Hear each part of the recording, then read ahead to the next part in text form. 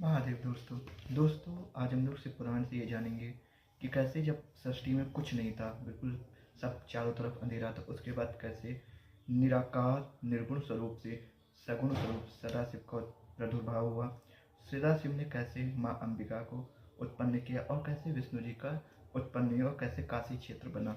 तो शिव पुराण रुद्र संहिता सृष्टि खंड 6वें अध्याय में इसका वर्णन है। तो मैं बताता हूँ, सुनिए आपको।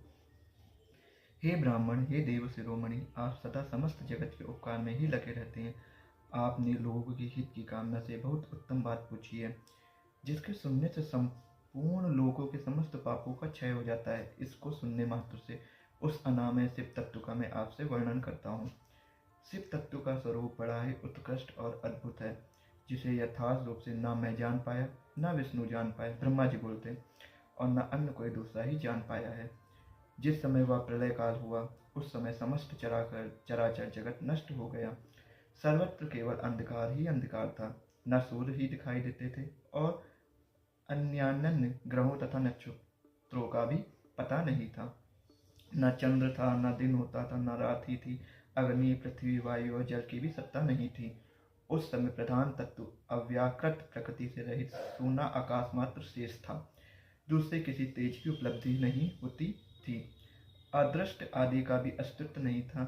शब्द और स्पर्श भी साथ छोड़ चुके थे। गंध और रूप की भी अभिव्यक्ति नहीं होती थी। रस का भी अभाव हो गया था और दिशाओं का भी भान नहीं होता था। इस प्रकार सब और निरंतर सूचिभेद घोर अंधकार फैला हुआ था। उस समय तत् सद ब्रह्म, इस श्रुति में जो सत्य सुना गया है, एकमात्र वही शेष था।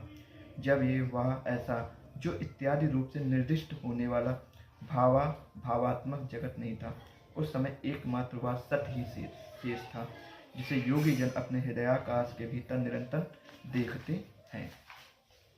वह सत्य तत्व मन का विषय नहीं है। वाणी की भी वहां तक कभी पहुंच नहीं होती है। वह नाम तथा रूप रंग से भी शून्य है, जो निराकार है।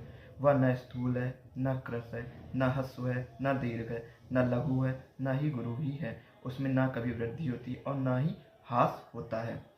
श्रुति भी उसके विषय में चकित भाव से है, इतना ही कहती है, अर्थात उसकी सत्य मात्र का ही निरूपण कर पाती है। उसका कोई विशेष विवरण देने में असमर्थ हो जाती है। वह सत्य ज्ञान स्वरूप, अनंत परमानंदमय, परम ज्योति स्वरूप, अप्रमेय, आधार रहित, निर्विकार, निराकार, निर्गुण, योगी गम्य, सर्वव्यापी, सबका एकमात्र कारण, निर्विकल्प, निरारंभ, माया शून्य, उपद्रव रहित, अद्वितीय, अनादि, अनंत, संकोच विकास से शून्य तथा चिन्मय है। जिस परम ब्रह्म के विषय में ज्ञान और अज्ञान से पूर्ण उक्तियों द्वारा इस प्रकार ऊपर बताए हुए अनुसार विकल्प किए जाते हैं, उसने कुछ काल के बाद सृष्टि का समय आने पर द्वितीय होने की इच्छा प्रकट की। मतलब कि पहले वो ही अकेला था, उसने दो होने की इच्छा प्रकट की। उसके भीतर एक से अनेक होने का संकल्प उदित हुआ। तब उस निराकार परमात्मा ने अपनी लीला शक्ति से अपने ही लिए मूर्ति आकार की कल्पना की। मतलब कि निराकार थे, अब मूर्ति आकार में आने के लिए कल्पना की। वह मूर्ति संपूर्ण ऐश्वर्यों से संपन्न, सर्व ज्ञानमयी, शुभ स्वरूपा, सर्वव्यापिनी, सर्वरूपा, सर्वदार्शनी, सर्वकारिणी, सबकी एकमात्र वंदनीय, सर्वदा सब कुछ देने वाली और संपूर्ण संस्कृतियों का केंद्र थी। उस शुद्ध रूपणी ईश्वर मूर्ति की कल्पना करके वह अद्वितीय, अनादि, अनंत, सर्वप्रकाशक, चिन्मय, सर्वव्यापी और अविनाशी परम ब्रह्म अंतर्हित हो गया। जो मूर्ति रहित परम ब्रह्म में, उसी की मूर्ति चिन्मय आकार भगवान सदा शिव हैं। अविचीन और प्राचीन विद्वान उन्हीं को ईश्वर कहते हैं। उस समय एका की रहकर स्वेच्छानुसार विहार करने वाले उन सदाशिव ने अपने विग्रह से स्वयं ही एक स्वरूपा भूता शक्ति की सृष्टि की, जो उनके अपने श्री अंग से कभी अलग होने वाली नहीं थी। सदाशिवाय उन्होंने अपने अंग से सृष्टि शक्ति की बनाई। उस पराशक्ति को प्रधान प्रकृति, गुणवती, माया, बुद्धि तत्व की जननी तथा विकार रहित बताया गया है। वह शक्ति अंबिका कही गई है। उसी को प्रकृति स्वरूप, सर्वेश्वरी, त्रिदेव जननी, नित्या और मूल कारण भी कहते हैं। सदाशिव त्रिदेव में नहीं आते। ब्रह्मा विष्णु महेश त्रिदेव जो होंगे, सदाशिव तो जो निराकार स्वरूप से उनका साकार स्वरूप है। सदाशिव द्वारा प्रकट की गई उस शक्ति की 8 भुजाएं हैं। उस शुभ लक्षणा देवी के मुख की शोभा विचित्र है। वह अकेले ही अपने मुखमंडल में सदा पूर्णिमा के एक सहस्त्र चंद्रमाओं को कांति धारण करती है। नाना प्रकार के आभूषणों से उसके श्री अंगों की शोभा बढ़ाते हुए वह देवी नाना प्रकार की गतियों से संपन्न है और अनेक प्रकार के अस्त्र शस्त्र धारण करती है। उसके नेत्र खिले हुए कमल के समान जान पड़ते हैं। वह अचिन्ह तेज से जगमगाती रहती है। वह सबकी योनि और सदा उद्यमशील रहती है। एकाकिनी होने पर भी वह माया संयोग वसात अनेक हो जाती है। वे जो सदा शिव हैं उन्हें परम पुरुष ईश्वर शिव शंभु और अनीश्वर कहते हैं। वे अपने मस्तक पर आकाश गंगा को धारण करते हैं। उनके भाल देश में चंद्रमा शोभा पाता है। उनके 5 मुख हैं और प्रत्येक मुख में 3 नेत्र हैं। पंचमुख की मैंने रील डाल दी थी, वो आप देख सकते हैं, इसे मैंने वीडियो में बता दिया। 5 मुख होने के कारण वे पंचमुख कहलाते हैं। उनका चित्त सदा प्रसन्न रहता है। वे 10 भुजाओं से युक्त और त्रिशूलधारी हैं।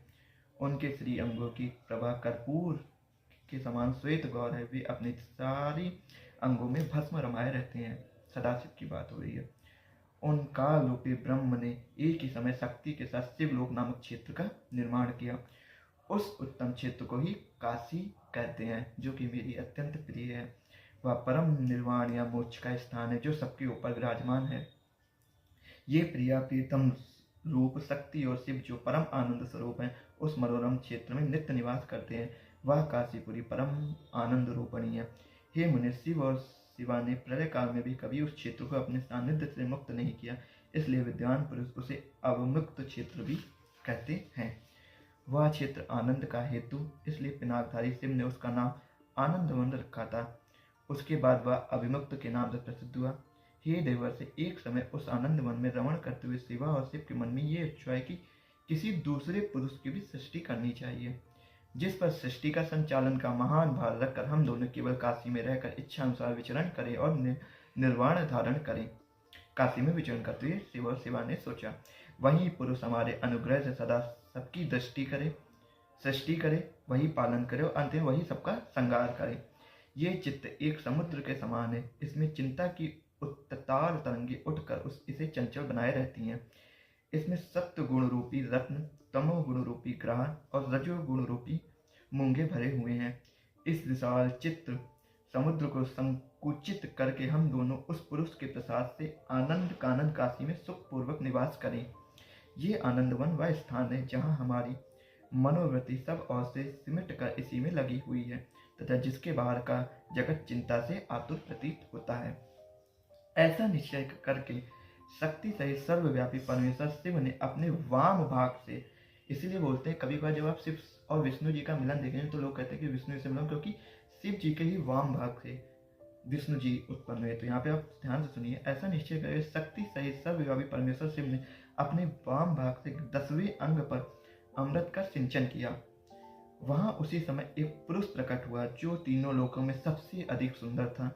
वह शांत था, उसमें सत्व गुण की अधिकता थी तथा वह गंभीरता का अथाह सागर था। मुनि क्षमा गुण से युक्त उस पुरुष के लिए ढूंढने पर भी कहीं कोई उपमा नहीं मिलती थी। उसकी कांति इंद्र नीलमणि के समान थी। उसके अंग अंग से दिव्य शोभा छिटक रही थी और नेत्र प्रफुल्ल कमल के समान शोभा पा रहे थे।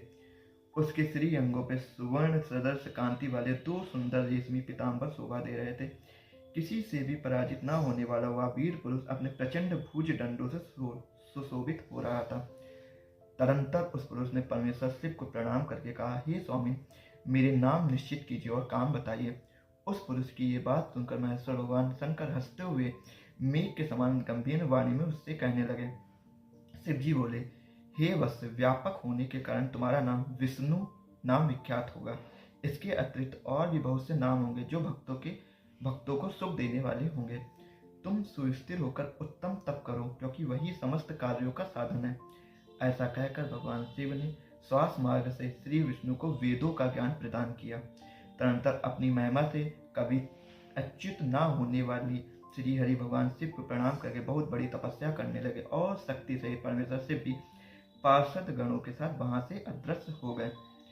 तो यहाँ पे आपको पता चला कि शिव जी, सदाशिव और शक्ति और विष्णु जी कैसे उत्पन्न हुए। इसके आगे का जो भाग है, ब्रह्मदेव कैसे उत्पन्न हुए, वो मैं अगली वीडियो में बताऊंगा। अगर आपको वीडियो अच्छी लगी हो तो आप इसमें कमेंट करके हर हर महादेव जरूर कर वीडियो को शेयर जरूर करें।